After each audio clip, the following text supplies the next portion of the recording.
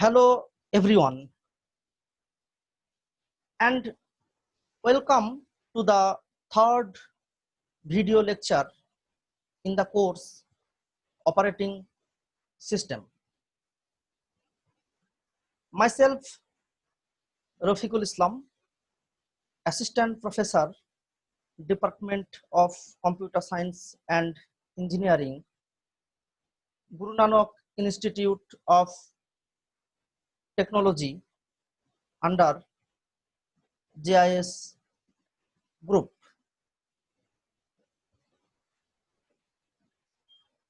In lecture 2, we have studied up to interrupts, traps, and signals. Now, in this lecture 3, the first topic which we have to cover, that is hardware protection in operating system. So today our topic is hardware protection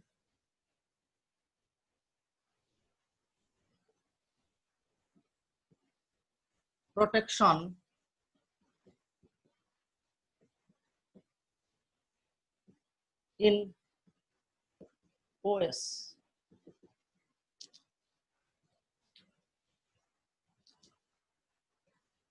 So in this part, basically there are 4 major points which we have to study.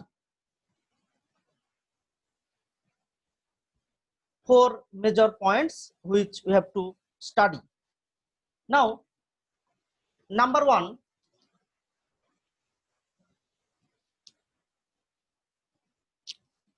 this is dual mode operation. Dual mode operation.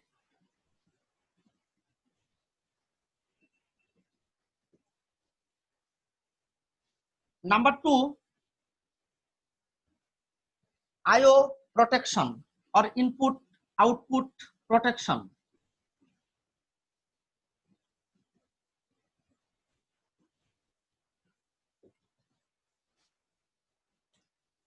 Number 3, memory protection.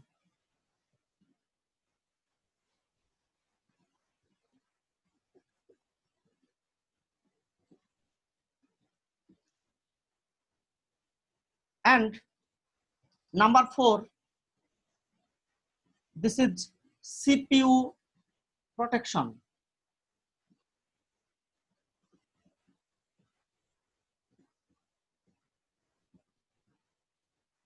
So these 4 topics which we have to study under the hardware protection in operating system.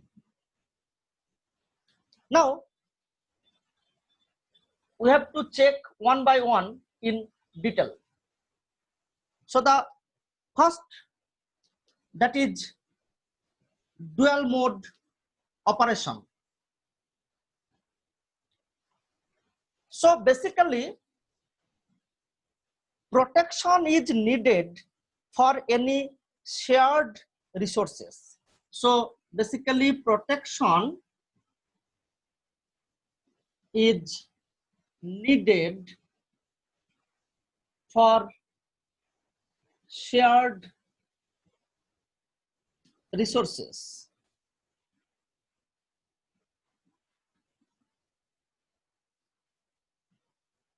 Okay. For non-shareable resources, we don't have any protection. And actually in our computer, instruction set of a modern CPU has 2 kinds of instructions. So there are 2 kinds of instructions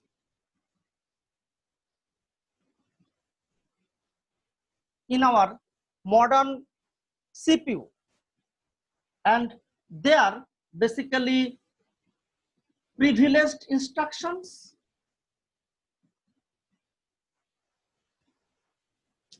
and non-privileged instructions.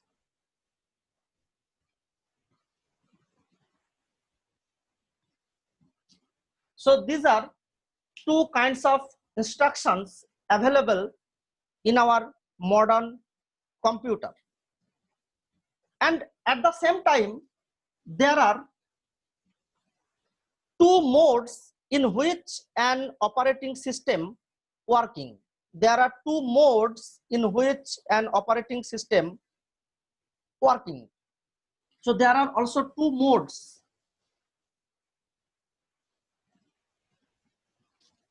Number one, user mode,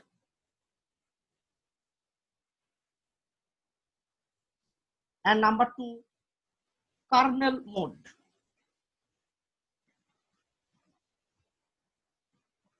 Or this mode sometimes called system mode or monitor mode. So actually, in case of user mode, the execution done on behalf of user. So here, execution done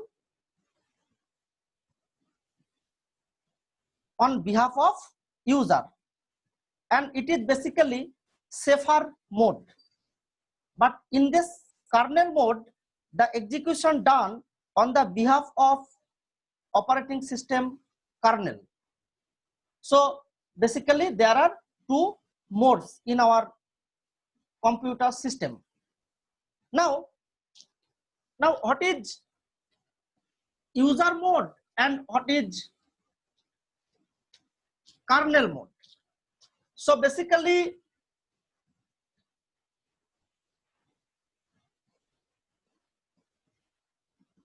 user mode, this mode does not have direct access to the hardware. So does not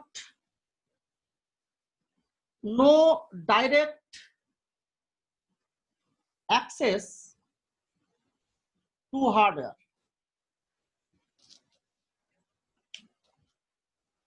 So for performing hardware related task, the system must switch to the kernel mode.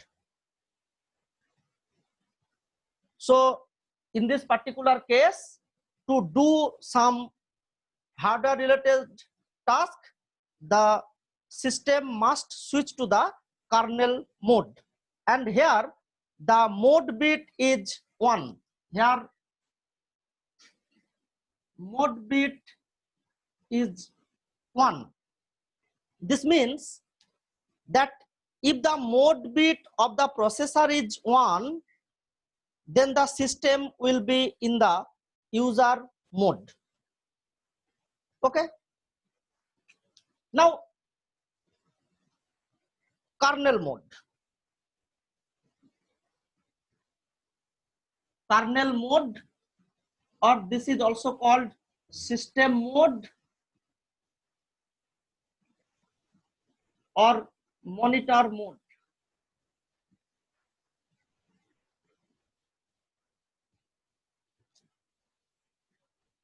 So here all the bottom level tasks of the operating system are performed in this kernel mode.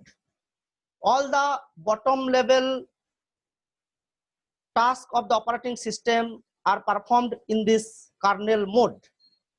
So as the kernel space has direct access to the hardware of the system, so the kernel mode handles all the processes which require the hardware support. Okay. So apart from this, the main functionality of the kernel mode is to execute privileged instruction. So here the main function is to execute privileged instruction, and here the mode bit is equal to 0. So if mode bit is 0, then it indicating that this is kernel mode. So these are the two modes of operation in our computer system: user mode as well as kernel mode. Now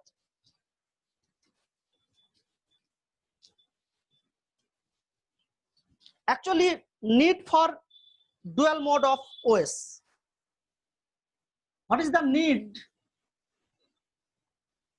for dual mode?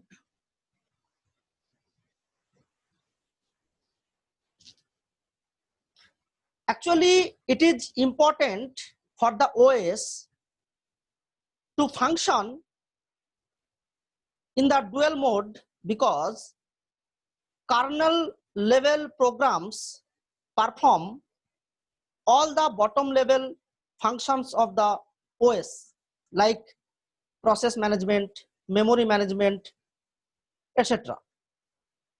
And if these are altered by the user, then this can cause an entire system failure. So that's why we have dual mode. In user mode, user level programs can executing, and in kernel mode, the main task of the system will be performed. Okay, that's why we have dual mode in our computer system. So basically this is our user mode and this is our kernel mode.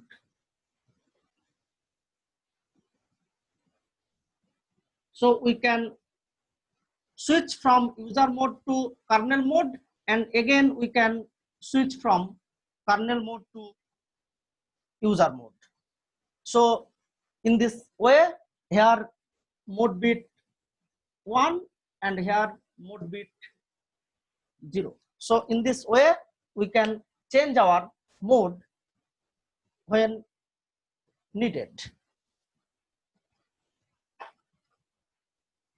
So this is all about dual mode operation.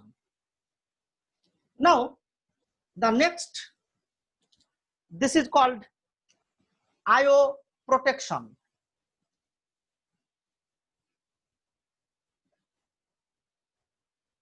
IO protection.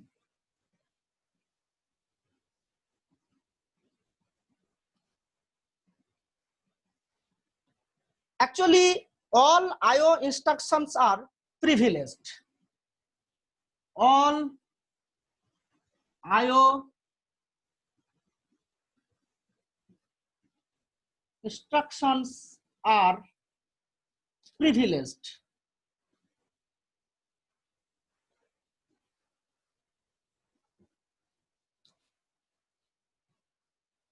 And to protect IO must ensure that a user program could never gain control of the computer in monitor mode. So this is actually IO protection. We have to ensure that a user program could never gain control of the computer in monitor mode. So if a user program want to access the hardware, then obviously it has to switch off from user mode to kernel mode by a particular procedure. Okay, so Actually, when user program executing in user mode, it does not allow to access the privileged instruction. And if user process wants to access the privileged instruction, then a trap will be generated. What is trap? We discussed it in video lecture 2. So a trap will be generated, and following the trap, the process will be immediately terminated. Okay, so this is actually IO protection in operating system. Okay, now number 3, this is memory protection.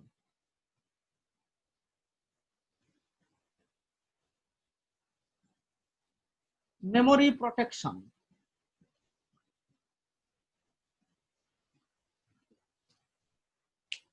So basically, in this memory protection,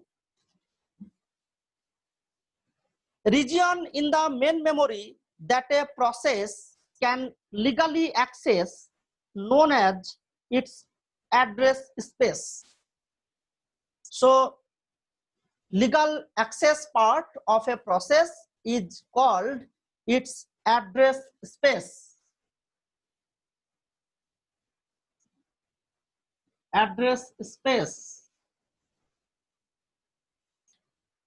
So in order to protect the memory, must provide memory protection outside the address space of a process. Outside the address space of a process. So how we can protect the outside address space? So in this case, we have 2 registers that determine the range of legal addresses a program may access. So here we have 2 registers. Number 1 is called base register,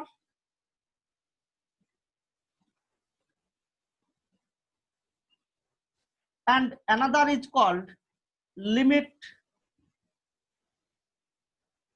register.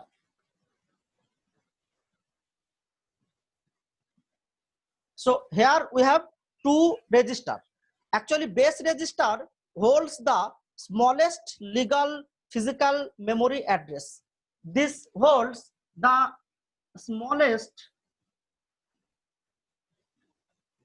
legal memory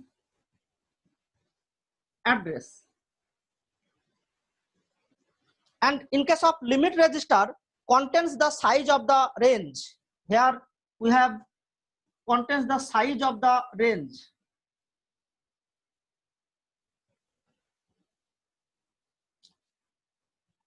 Okay, so now using a diagram we can explain it. So suppose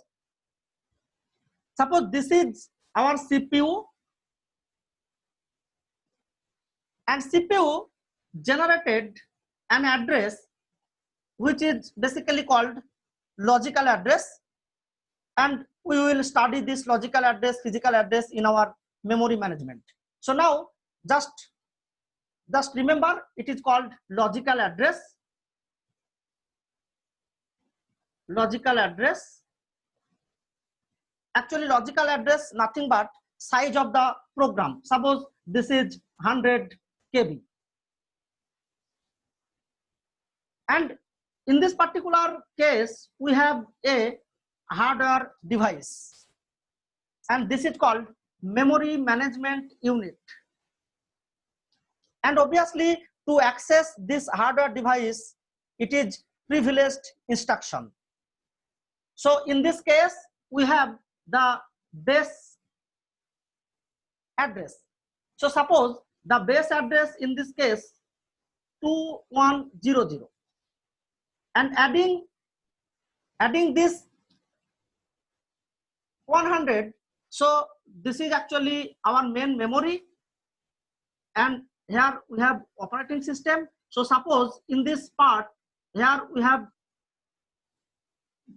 base part, and the size of this program is 100 KB. So the limit part should be 2200. So this is the physical location of the program, suppose P1. So this is called base, and this is called limit. And there are a comparator. Using this comparator, we can compare our location, and if it is going to use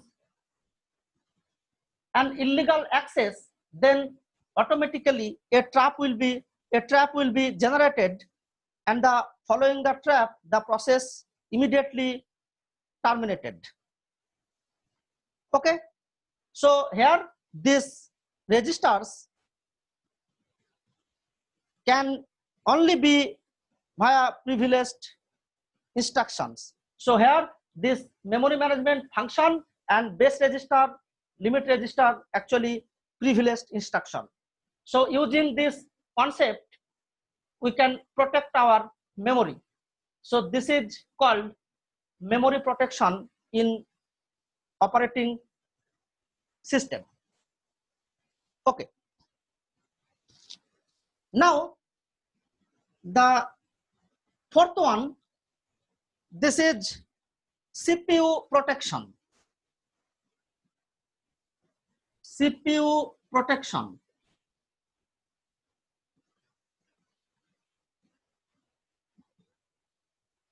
So we know central processing unit, CPU, actually the core part of our computer system. So how we can protect it? How operating system protect it? Actually here timer and a fixed interval clock that interrupts the CPU periodically. Here we have a timer and a fixed interval clock that interrupts the CPU periodically. Actually, what is interrupts? We studied it in our previous lecture, that is lecture 2. And here timer is loaded with a value and decremented this value every clock tick. Here timer is loaded with a value and this value decremented every clock tick, and when timer reaches to 0, an interrupt occurs, and an interrupt service routine, that is ISR, is executed to switch CPU to another process. Okay, so suppose this is a timer of value 5. So every clock tick this value will be decremented, right? So after one clock tick it will be 4, then it is 3, then it is 2, then it is 1, and then it is 0. So when it is 0, then automatically an interrupt occurs, and an ISR, that is interrupt service routine, is executed to switch the CPU from one process to another. And here load timer, this load timer is a privileged instruction. Load timer is a privileged instruction. So in this way we can protect CPU, that is CPU protection. Okay, so these are all about hardware protection in operating system. Number one, dual mode operation. Number two, input output protection, IO protection. Number three, memory protection, and number four, CPU protection. Okay, I hope this topic is clear to you.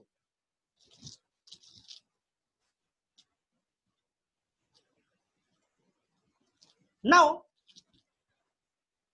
our next topic, this is very important topic in terms of our computer system, in terms of our operating system subject. This is system calls. System calls.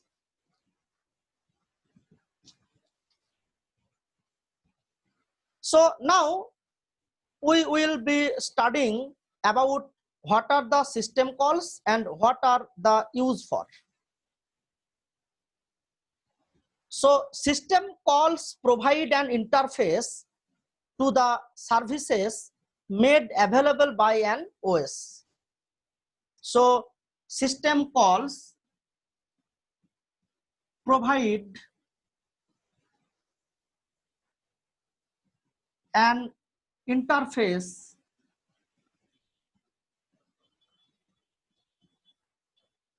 to the services made available by OS.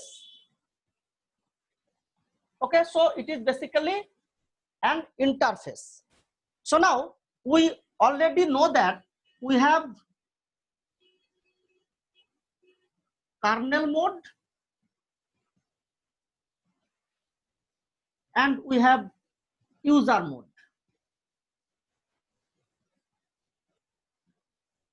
And this kernel mode actually privileged mode.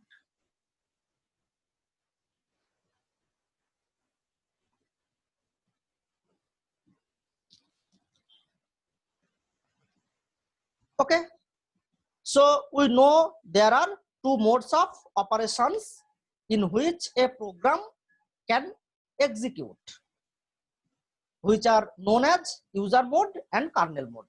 Very simple. Now, if a program is executing in user mode, then that program does not have direct access to the hardware. But if a program is executing in kernel mode, that program has direct access to the resources like CPU, memory, input output unit, etc. So it is a privileged mode.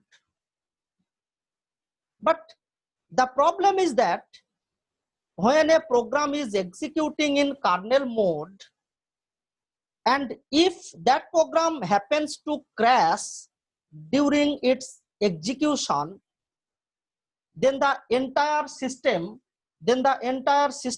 would crash, or your entire system will come to a halt.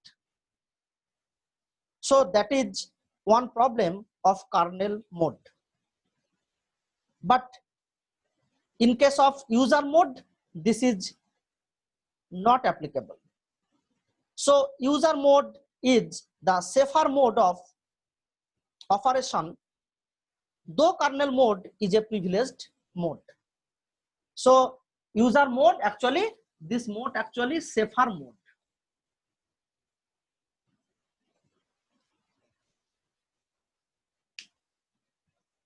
So we see that user mode is more safe, and because of that most of the program they execute in user mode. But when a program is executing in user mode, it may need access to the some resources, maybe CPU, memory, and any other resources.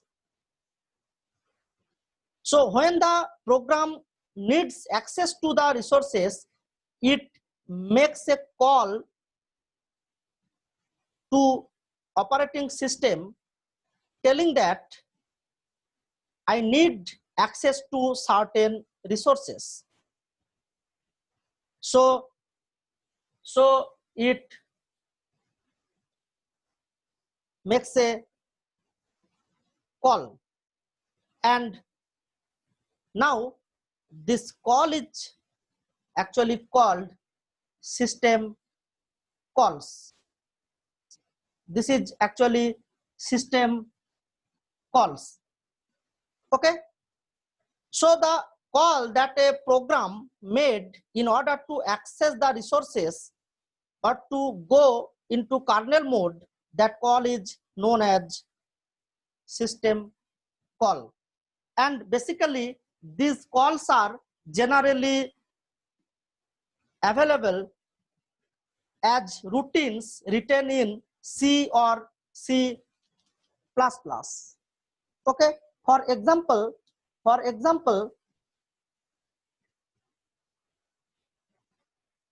to create a new process, a system call used. This is actually called fork system call, which we will study in our next module in process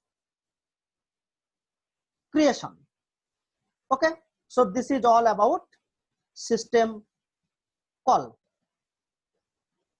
Now, types of system calls. Types of system calls.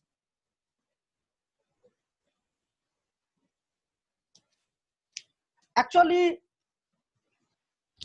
system calls can be grouped roughly into 5 major categories. So number 1, process control.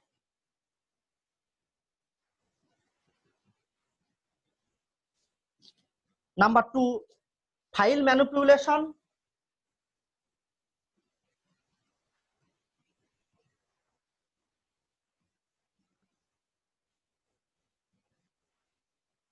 Number 3, device management.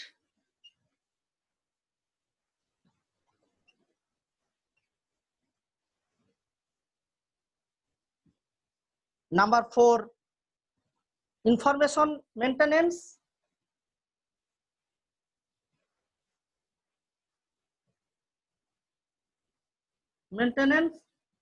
And number 5, communication.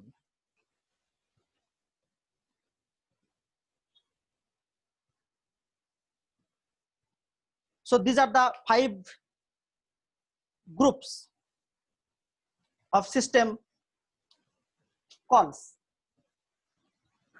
So basically in process management, we have different system call. For suppose this is for end, process creation, etc.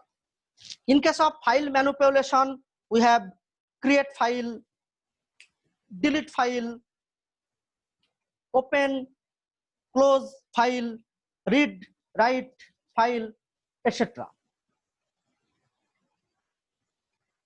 In case of device manipulation, we have request, release device, request device, release device,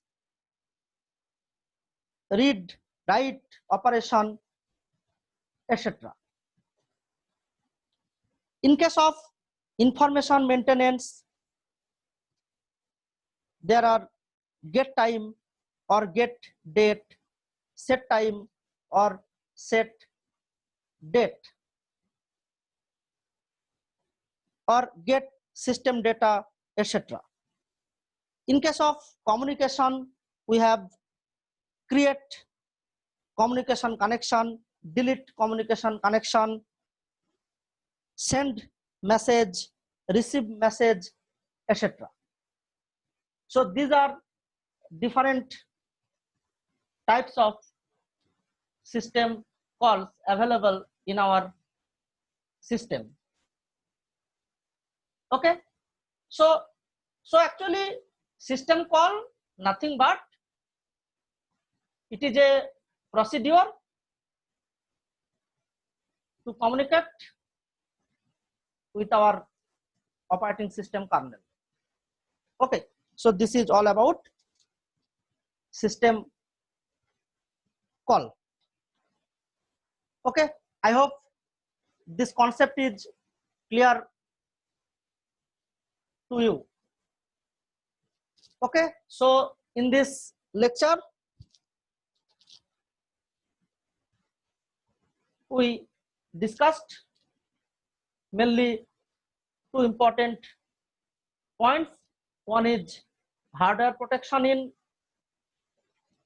operating system, and another is system calls and different types of system calls.